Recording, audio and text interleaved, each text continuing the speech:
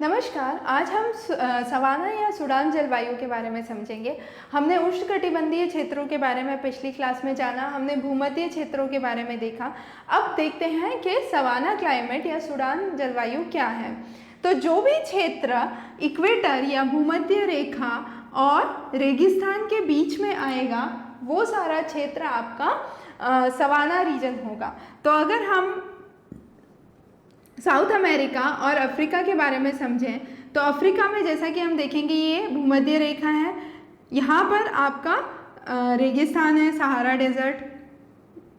ये जो क्षेत्र है और ये जो क्षेत्र है पश्चिम और पूरब की तरफ, यहाँ पर आपका सवाना क्लाइमेट होगा। इसी तरीके से साउथ अमेरिका में लानोस और काम्पोस दो क्षेत्र हैं। जो लानोस क्षेत्र है ये ऑर्निको बेसिन में आता है और जो काम्पोस क्षेत्र है ये ब्राज़ील में आता है। इसी तरीके से अगर हम ऑस्ट्रेलिया में देखें तो यहाँ पर क्वींसलैंड क्षेत्र में आपका सवाना क्लाइमेट पाया जाएगा। अब ये तो हो गया कि क्लाइमेट कहाँ पाया जाता है। अब इसका तापमान और वर्षा के बारे में जानते हैं। तापमान अगर हम देखें तो तापमान की रेंज या परिसीमा ज़्यादा है। जैसा कि हमने भूमध्य क्षेत्रों में देखा, वहाँ पर ये जो दिन और रात का या सुबह और शाम का जो टेम्परेचर रेंज है, जो तापमान में दूरी है दोनों के बीच में, वो बहुत कम थी। पर जैसे जैसे हम भूमध्य रेखा से ऊपर की ओर या नीचे की ओर जाते जाएंगे ये रेंज बढ़ता जाएगा। तो इसी तरीके से अगर हम इस रेंज की बात करते हैं थोड़ा साउथ में तो वो थोड़ा कम होगा, पर जैसे हम और पूरब की ओर जाते, उत्तर की ओर जाते जाएंगे, नॉर्थ की ओर जाते जाएंगे, ये दूरी तापमान में बढ़ती जाएगी। जनरली जो देखा गया है, जो पाया गया है, सवाना में 70 डिग्री से 90 डिग्री फ़ारेनहाइट की रेंज रहती है। दिन और रात के टेम्परेचर में, तापमान में बहुत विविधता रहती है। दिन में 100 डिग्री फ़ारेनहाइट तक ऊपर जाता है, जबकि रात में ये 50 डिग्री फ़ारेनहाइट ही रह जाता है पाले के कारण। तो ये जो दिन और रात का टेम्परेचर है ये इन क्षेत्रों में बहुत एक्सट्रीम पाया गया है। अब हम बात करते हैं वर्षा की या रेनफॉल की। तो हम ये देखेंगे कि नॉर्थ हेमिस्फीयर और साउथ हेमिस्फीयर में थोड़ा सा विभिन्नता पाई गई है। नॉर्थ हेमिस्फीयर में अगर हम सॉलिस्टिस की बात करें तो सॉलिस्टिस जून में होता है, सबसे बड़ा दिन जून में होता है। तो सबसे ज़्यादा सीधी रेखा सूर्य की जून में आनी चाहिए, तो सबसे ज़्यादा गर्मी जून के महीने में होनी चाहिए। पर इन क्षेत्रों में मई से लेके सितंबर तक के महीनों में बारिश का मौसम होता है। क्योंकि यहाँ पे बारिश का मौसम होता है तो यहाँ पर बादल रहेंगे तो सूर्य की सीधी किरणें रुक जाएंगी। इसकी वजह से जो सबसे गर्म तापमान इस नॉर्थ हेमिस्फीयर या उत्तरी गोलार्ध में पाया गया है वो है अप्रैल के महीने में। इसी तरीके से अगर दक्षिणी गोलार्ध की हम बात करें तो अक्टूबर से लेके मार्च तक के महीनों में आपकी सबसे ज़्यादा वर्षा पाई गई है और मार्च के बाद वर्षा कम होने लगती है। क्योंकि ये दक्षिणी गोलार्ध है, यहाँ पर समर सॉलिस्टिस कब रहेगा? दिसंबर के महीने में रहेगा। तो सबसे अधिक तापमान समर सॉलिस्टिस पे नहीं होकर उसके पूर्व रहेगा। तो दक्षिणी गोलार्ध में सबसे ज़्यादा तापमान अक्टूबर के महीने में पाया गया है, क्योंकि उसके पुनः तो वर्षा ऋतु शुरू हो जाती है और बादल आ जाते हैं। क्योंकि बादल आ जाते हैं तो तापमान अपने आप गिर जाता है। तो ये दो प्रमुख चीज़ें हैं जो हम यहाँ पर समझेंगे। अब अफ्रीका बहुत सारी हवाओं के लिए मशहूर है जिन्हें हम लोकल विंड्स कहते हैं। उनको समझने से पहले आइए पहले अफ्रीका के बारे में समझ लें। ये हम जो यहाँ देख रहे हैं ये अफ्रीका का मैप है। इस तरफ जो क्षेत्र है वो ईस्ट अफ्रीका है। अफ्रीका के ईस्ट में आपका अरब पेनिनसुला है। अफ्रीका के नॉर्थ में जो हिस्सा आपका यूरोप से मिलता है उस हिस्से पे अगर आप देखेंगे तो यहाँ पर गल्फ ऑफ गिब्राल्टर है। ये गल्फ ऑफ गिब्राल्टर स्पेन से या यूरोप से अफ्रीका को अलग करता है। दक्षिण की ओर आपका एक टापू है जिसको मेडागास्कर टापू कहा जाता है। पूरब की ओर सोमालिया है सबसे पूर्वी हिस्से में, और इस सोमालिया के तट पे सोमाली करंट बहता है जो कि भारत के मॉनसून को अफेक्ट करता है या इसका असर भारत के मॉनसून पर पड़ता है। इसी तरीके से पश्चिम की तरफ यहाँ पर गल्फ ऑफ गुएना है। अगर हम इसको थोड़ा ध्यान से देखें तो यहाँ पर हम देखेंगे कि यहाँ पर क्या है, गल्फ ऑफ गुएना है। अब गल्फ ऑफ गुएना की खास बात क्या है, gulf of गुएना Atlantic equatorial mode या अटलांटिक नीनो के लिए फेमस है। ये अटलांटिक नीनो जो होता है ये अल नीनो से मिलता जुलता होता है। अल नीनो पैसिफिक में आता है, अटलांटिक नीनो अटलांटिक में आता है, क्योंकि इसके पश्चिम में जो सागर लगता, जो महासागर लगता है वो अटलांटिक महासागर है। अब ये अटलांटिक नीनो को अटलांटिक इक्वेटोरियल मोड भी कहा गया है या भूमध्य रेखीय मोड भी कहा गया है। और ये Atlantic equatorial mode Atlantic meridional current से विभिन्न है। जो अटलांटिक मेरिडोनियल करंट है वो उत्तर दक्षिण चलता है, और जो अटलांटिक इक्वेटोरियल मोड है इसको हम बोलते हैं ये क्वाजी पीरियोडिक होता है। अगर हम किसी भी चीज़ के लिए बोलें ये पीरियोडिक होती है तो हम कहते हैं हर 24 घंटे में हम उसके बारे में लगातार जानकारी ले सकते हैं, जबकि ये जो अटलांटिक नीनो यहाँ पर बहता है इसकी जानकारी हम सतत नहीं ले सकते। इसकी वजह से ये क्या है, ये क्वाजी पीरियोडिक करंट है। ये एक बहुत महत्वपूर्ण चीज़ है। दूसरी महत्वपूर्ण चीज़ जो समझने की यहाँ पर ये है कि इस अटलांटिक नीनो की वजह से जो गल्फ ऑफ गुएना का सी सरफेस टेम्परेचर है, समुद्र के ऊपरी सतह का जो तापमान है वो परिवर्तित होता रहता है, और उसमें सबसे ज़्यादा चेंजेस आते हैं या सबसे ज़्यादा परिवर्तन आता है जो जून और जुलाई के महीनों में देखा जाता है। तो ये दो चीज़ें हो गई यहाँ के जलवायु को परिवर्तित करने की बात। अब यहाँ की लोकल विंड्स के बारे में समझते हैं। जब हम लोकल विंड्स के बारे में समझेंगे या यहाँ की जो हवाएं हैं उनके बारे में समझेंगे तो 6 प्रमुख हवाएं हम यहाँ पर समझेंगे। सबसे पहली है हर्मेटन और सिरक्कू, जो कि एग्ज़ाम में पूछी गई थी पिछले सालों की परीक्षाओं में, इसलिए बहुत ही ज़रूरी है समझना।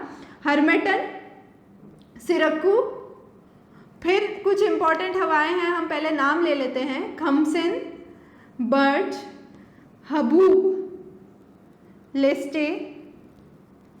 तो ये 6 हमारी प्रमुख हवाएं हो गई। सबसे पहले हर्मेटन। हर्मेटन को डॉक्टर हवा भी कहा जाता है।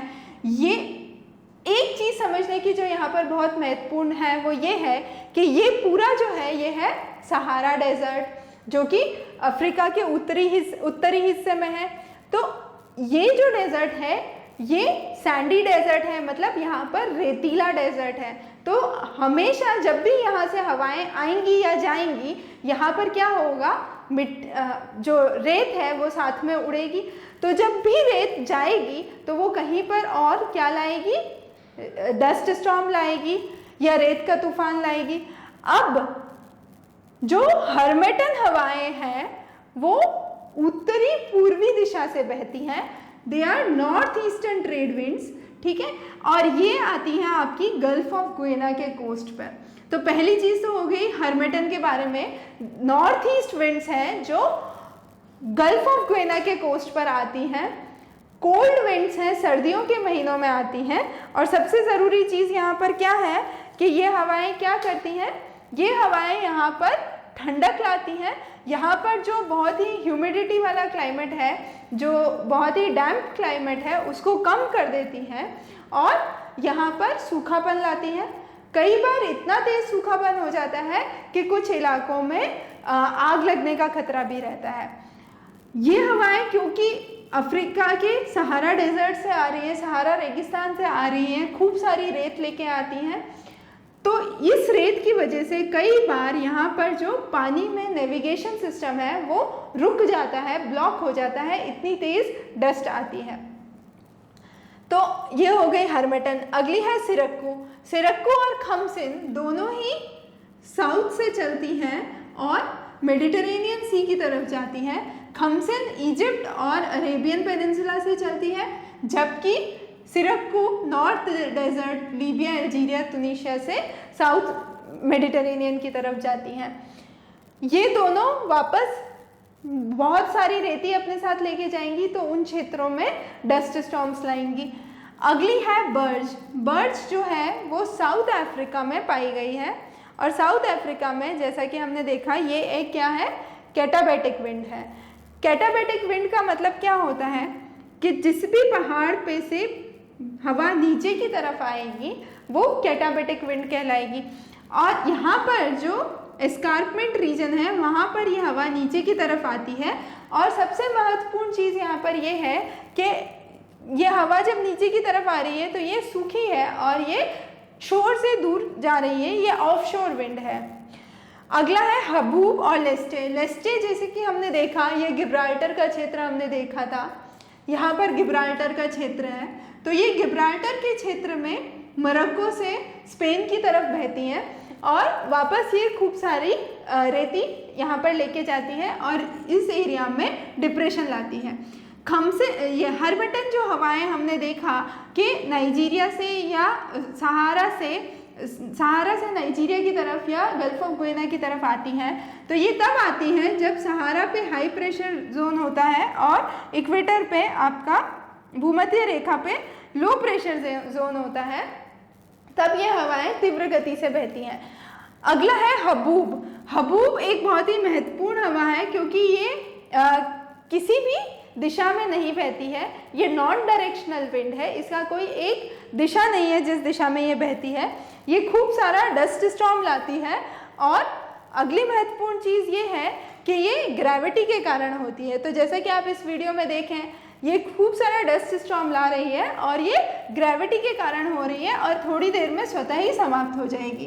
तो ये 6 हवाएं प्रमुख हैं जो कि गौची लियोंग के इस चैप्टर में नहीं है, पर हमने इसलिए समझी हैं क्योंकि इस पे अक्सर ही सवाल पूछे जाते हैं। अब अगली चीज़ जो हम इस क्षेत्र की समझेंगे वो है वनस्पति और जीव जंतु। वनस्पति की जब हम बात करेंगे तो यहाँ पर बहुत ऊंची ऊंची घास पाई गई है। क्योंकि ऊंची ऊंची घास है, जानवर भी लंबे होंगे उन घास को खाने के लिए, तो जिराफ जैसे जानवर पाए गए हैं जिनकी लंबी गर्दन होती है। घास को एलिफेंट घास भी कहा गया है और इनकी जड़ें भी बहुत लंबी होती हैं। जो पेड़ है वो बहुत कम है और बिखरे हुए हैं, लंबाई में कम है।